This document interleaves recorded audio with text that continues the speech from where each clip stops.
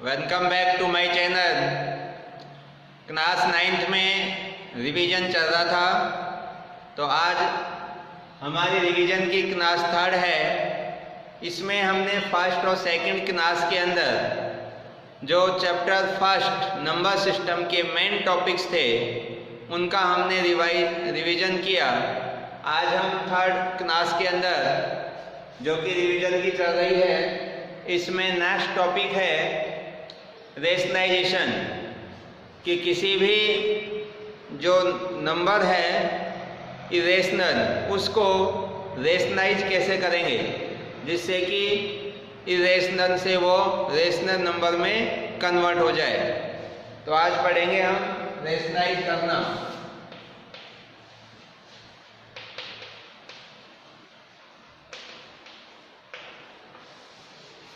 देखिए कैसे हम इरेशनल नंबर को रेशनलाइज करके और उसको रेशनल नंबर में कन्वर्ट कर देते हैं। इस टाइप का एक क्वेश्चन आपके एग्जाम में पूछा जाता है और क्वेश्चन इस हिसाब से आता है कि rationalize the denominator of any number, कि किसी भी नंबर का आप जो डिनोमिनेटर है उसको रेशनलाइज कीजिए। जैसे सपोज करिए आपसे पूछ लिया कि 1/√3 और ये 1/√3 जो नंबर है ये इरेशनल नंबर है, तो इसका डिनोमिनेटर √3 है, तो इस √3 को रेशनलाइज कीजिए। इसका मतलब इसको रेशनल नंबर में बदलना है, किसको? डिनोमिनेटर को, √3 को। तो देखिए इसमें दो टाइप के क्वेश्चन पूछे जाते हैं। जब आपका डिनोमिनेटर सिंगल डिजिट में हो, जैसे √3, √2, √5, और एक टाइप का क्वेश्चन ऐसा होता है जिसमें डिनोमिनेटर में डबल डिजिट होती है, जैसे √3 माइनस √2 या प्लस का √2। इस प्रकार से ये दो टाइप के क्वेश्चंस पूछे जाते हैं। तो चलिए इनको समझते हैं। 1/√3, इसमें हमें √3 को रेशनलाइज करना है। इसका मतलब इसको रेशनल नंबर बनाना है। तो रेशनल नंबर बनाने के लिए इसके ऊपर से जो स्क्वायर रूट का साइन है, अगर हम इसको रिमूव कर लेते हैं तो ये √3 है जो रेशनल नंबर बन जाएगा। इसके लिए हम क्या करें, जो ये आपको नंबर गिवन है इसके न्यूमरेटर और डिनोमिनेटर को सेम इसी नंबर से √3 से हम मल्टीप्लाई करेंगे। तो क्या लिखेंगे? Multiply numerator and denominator by √3। Multiply numerator and denominator by √3। इसी नंबर से हम इसको मल्टीप्लाई कर देंगे। तो देखिए क्या बन जाएगा, 1/√3, न्यूमरेटर को भी √3 से और डिनोमिनेटर को भी √3 से हम मल्टीप्लाई कर देंगे। तो ये हो जाएगा √3 को 1 से मल्टीप्लाई करेंगे √3, और यहाँ से √3 इंटू √3 करेंगे तो रूट के अंदर 9 और √9 की वैल्यू कितनी हो जाएगी? 3। तो ये कितना आ जाएगा? 3 आ जाएगा। तो देखिए इसमें डिनोमिनेटर का क्या हो गया? रेशनलाइज हो गया। जो √3 आपका इरेशनल नंबर था वो किस में कन्वर्ट हो गया? रेशनल नंबर में। क्लियर है? तो इस प्रकार से हम कोई भी आपको अगर इरेशनल नंबर दे रखा है तो इस प्रकार से हम उसका क्या कर सकते हैं? रेशनलाइजेशन कर सकते हैं। अब इसमें सेकंड टाइप का क्वेश्चन देखिए। जैसे 1/√3, इसकी बजाय अगर यहाँ पर आ जाता है ऐसे आगे, सपोज करो 2/√3 प्लस √2, 2 डिजिट आ गए अंडर रूट के अंदर। जब आपके एक साथ 2 डिजिट आ जाते हैं अंडर रूट में, चाहे बीच में प्लस का साइन हो या माइनस का साइन हो, तो उस केस के अंदर हम क्या करते हैं? डिनोमिनेटर को रेशनलाइज करने के लिए क्वेश्चन पूछेगा रेशनलाइज द डिनोमिनेटर, तो √3 प्लस √2 ये डिनोमिनेटर है, इसको रेशनलाइज करना है। इसका मतलब इसको रेशनल नंबर में बदलना है। तो आपको याद रखना है कि इन दोनों डिजिट्स के बीच में जो भी साइन है उसको चेंज करिए। प्लस है तो माइनस करिए और माइनस है तो प्लस करिए। और ऐसा करने से जो आपका कंप्लीट डिनोमिनेटर बनेगा उससे न्यूमरेटर और डिनोमिनेटर को क्या कर दीजिए, मल्टीप्लाई करिए। अगेन रिपीट कर रहा हूं इस थिंग को कि इस प्रकार से अगर कोई आपके पास में क्वेश्चन है जिसमें डिनोमिनेटर में दो संख्याएं दे रखी हैं तो दोनों के बीच के साइन को ऑब्जर्व करना है। अगर वो साइन आपका प्लस का है तो उस साइन को माइनस करके वो संख्या देखिए टोटल क्या बनेगी डिनोमिनेटर में, √3 माइनस √2। प्लस साइन का मैंने माइनस किया और कंप्लीट डिनोमिनेटर बन गया √3 माइनस √2। और इससे न्यूमरेटर और डिनोमिनेटर को क्या कर देंगे, हम मल्टीप्लाई कर देंगे। तो ये जो नीचे संख्या इरेशनल है ये आपकी रेशनल में कन्वर्ट हो जाएगी। तो क्या लिखेंगे भाई, multiply numerator and denominator by √3 minus √2। इससे हम इसको मल्टीप्लाई कर देंगे।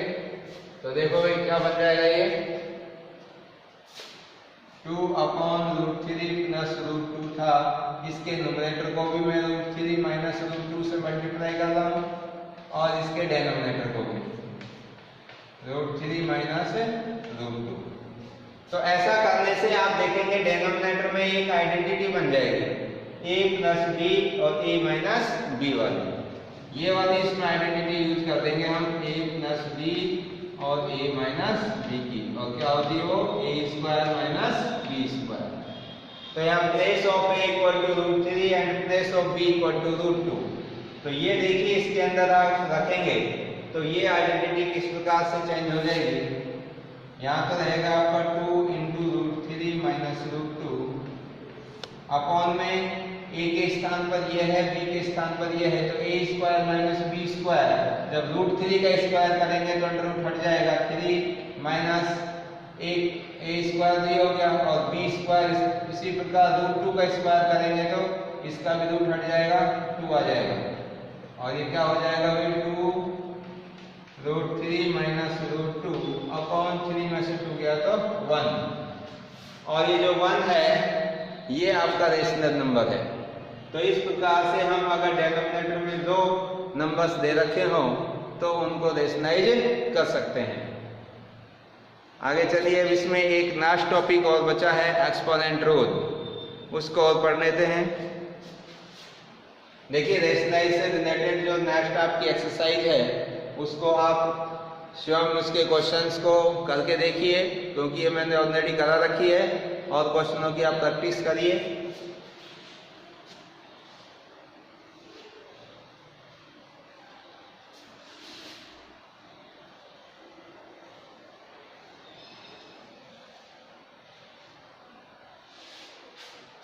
नेक्स्ट टॉपिक है इसमें एक्सपोनेंट रूल।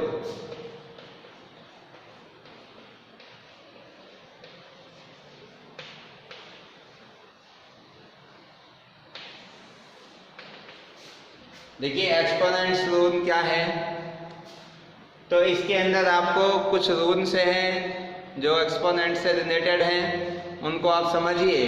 अगर वो रूल्स आपके समझ में आ गए तो जो एक्सरसाइज के अंदर क्वेश्चन दे रखे हैं 1.45 के अंदर 5 में है, तो 5 नहीं 1.6 के अंदर है ये, तो 1.6 एक्सरसाइज को आप आसानी से कर सकते हैं। तो देखिए इसमें क्या है कि अगर कोई भी एक नंबर है a इज ग्रेटर देन 0, मतलब पॉजिटिव नंबर है ये, a is the any positive number जो कि 0 से बड़ा है, तो इसके अंदर कोई भी इस प्रकार से अगर फॉर्म लिखी हो, जैसे a की पावर m इंटू a की पावर n, तो जो ये a है इसको हम बेस कहते हैं और ये m और n है इनको कहते हैं एक्सपोनेंट। तो m और n जो ये पावर लगी हुई है इनको एक्सपोनेंट कहेंगे, और जिनके ऊपर ये पावर है इनको हम क्या कहेंगे, a को बेस कहेंगे। तो a हमारा क्या है यहाँ पर बेस है, और m और n क्या है, ये एक्सपोनेंट है। एक्सपोनेंट्स, तो ये एक्सपोनेंट्स है। तो अब एक्सपोनेंट रूल कैसे काम करेगा इसको समझिए आप। कि अगर कोई भी आपको नंबर इस प्रकार से दिखा होगा a की पावर m और a की पावर n, तो इसका जो फर्स्ट रूल है वो ये हो जाएगा कि अगर बेस सेम है और पावर आपकी जो भी हो चाहे सेम हो या डिफरेंट हो, लेकिन अगर बेस सेम है तो पावर इसमें प्लस हो जाती है और ये रूल बन जाता है a की power m plus n। Clear? अब देखिए जैसे सपोज पर एक एग्जांपल लेते हैं, एक मैं ले लेता हूँ 2 की पावर 3 इंटू 2 की पावर 4। अब इसमें जो बेस है वो 2 सेम है और पावर m इक्वल टू 3 और n इक्वल टू 4, ये दोनों जो पावर हैं एक्सपोनेंट ये क्या हो जाएंगे, ऐड हो जाएंगे और क्या बन जाएगा 2 की power 3 plus 4 is equal to 2 की पावर 7। तो ये इसका आंसर हो जाएगा। आप चाहो तो इसको आगे भी कर सकते हैं, 2 को 7 टाइम मल्टीप्लाई करेंगे तो जो आंसर बनेगा वो भी इसका आंसर होगा, ये भी राइट है। अब सेकंड इसका एक्सपोनेंट रूल है कि अगर ये आपके जो बेस है ये तो सेम ही हो पर मल्टीप्लाई की जगह ये डिवाइड में हो, a की पावर m अपॉन a की पावर n, जहां पर m है जो n से क्या है, बड़ा है, m और n से बड़ा है। तो इस सिचुएशन में क्या होगा, जब बेस सेम हो तो ये पावर आपस में माइनस हो जाती है, बड़ी में से छोटी माइनस हो जाएगी तो m माइनस n बन जाएगा, m माइनस n। कब? जब ये m n से कैसा हो, बड़ा हो। तो ये हमारा सेकंड एक्सपोनेंट रूल है। देखिए एग्जांपल्स देखिए क्या कहते हैं, जैसे सपोज करिए फॉर एग्जांपल सपोज करो 2 की पावर 3 और इधर है 2 की पावर 2। तो यहाँ पे देखो दोनों का बेस सेम है तो पावर माइनस हो जाएगी और 2 की पावर 3 माइनस 2 करेंगे तो 2 की पावर 1 इज इक्वल टू 2। इसी प्रकार से अगर कोई भी बड़ी पावर हो तो वो भी आपस में माइनस हो जाएगी। तो ये सेकंड रूल था इसका। नेक्स्ट है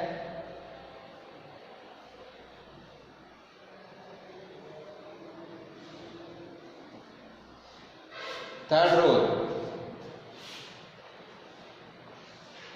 देखिए थर्ड रूल क्या कहता है इसका, अगर a की पावर 0 हो, अगर कोई नंबर है a और उसकी पावर क्या हो, 0 हो, तो उसकी वैल्यू 1 होती है। ये हमें याद रखना है, ये एक एक्सपोनेंट रूल है कि अगर a की पावर 0 हो तो वैल्यू कितनी होगी, 1 होगी। नेक्स्ट रूल है इसका 4, जैसे a की पावर m और पावर के ऊपर कोई पावर हो n, a की पावर m और होल पावर n, तो ये पावर आपस में मल्टीप्लाई हो जाएंगी, a की पावर क्या बन जाएगी, mn। ये आपका फोर्थ रूल है। देखो जैसे अब इन दोनों के एग्जांपल अगर हमने सपोज करो a के स्थान पर यहाँ रखूं मैं 3 और उसकी पावर अगर 0 तो वैल्यू कितनी होगी, 1 होगी। 5 के ऊपर पावर 0 करें तो वैल्यू कितनी होगी, 1 होगी। ऐसे ही अब यहाँ पर देखिए इसके एग्जांपल, अगर इसको ऐसे लिखता हूँ मैं, सपोज करो 5 की पावर 2 और होल पावर 3, तो ये पावर आपस में क्या हो जाएगी, मल्टीप्लाई, और 5 की पावर 2 इंटू 3 करेंगे तो 5 की पावर 6, यानी कि 5 को कितने टाइम मल्टीप्लाई करना पड़ेगा हमें, 6 टाइम्स।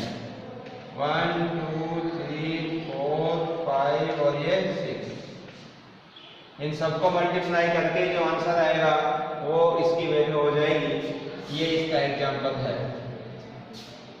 नेक्स्ट रूल देखिए इसका,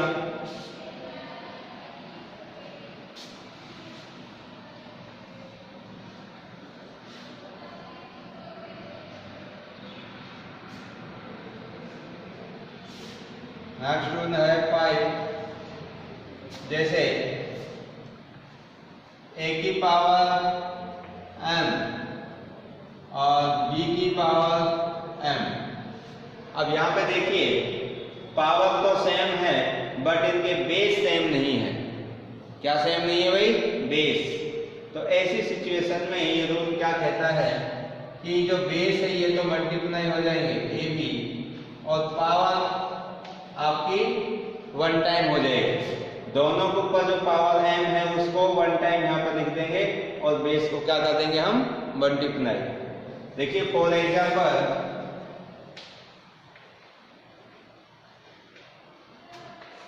सपोज करो 5 की पावर 3 इंटू 2 की पावर 3। अब यहाँ पे देखिए, यहाँ पे a की वैल्यू 5 है, b की वैल्यू 2 है और m जो पावर है वो सेम है।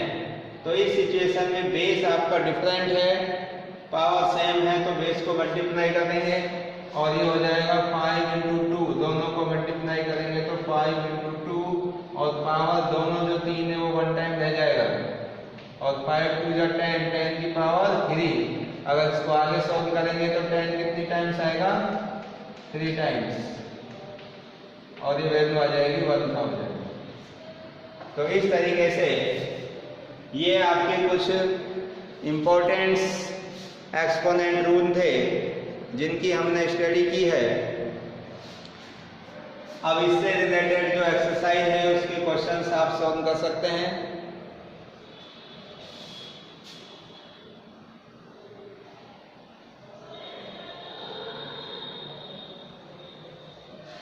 देखिए इससे रिलेटेड आपकी है, रेशनलाइजेशन से रिलेटेड है एक्सरसाइज 1.5 और एक्सपोनेंट रूल से रिलेटेड एक्सरसाइज है 1.6। तो इनके क्वेश्चंस मैं ऑलरेडी आपको सॉल्व करा चुका हूँ। तो ये जो आपका फर्स्ट चैप्टर था, इस फर्स्ट चैप्टर के हमने 3 क्लास के अंदर रिवीजन किया है। तो इन फर्स्ट चैप्टर में आपको कोई भी अगर किसी भी क्वेश्चन में प्रॉब्लम है, कोई समस्या है, तो आप कमेंट करके पूछिए और नेक्स्ट क्लास में हम चैप्टर सेकंड की रिवीजन चैप्टर सेकंड का रिवीजन करेंगे। तो अभी आप चैप्टर फर्स्ट को कंप्लीट रिवाइज करिए। तो आज की क्लास में बस इतना ही। So thank you and thank you very much.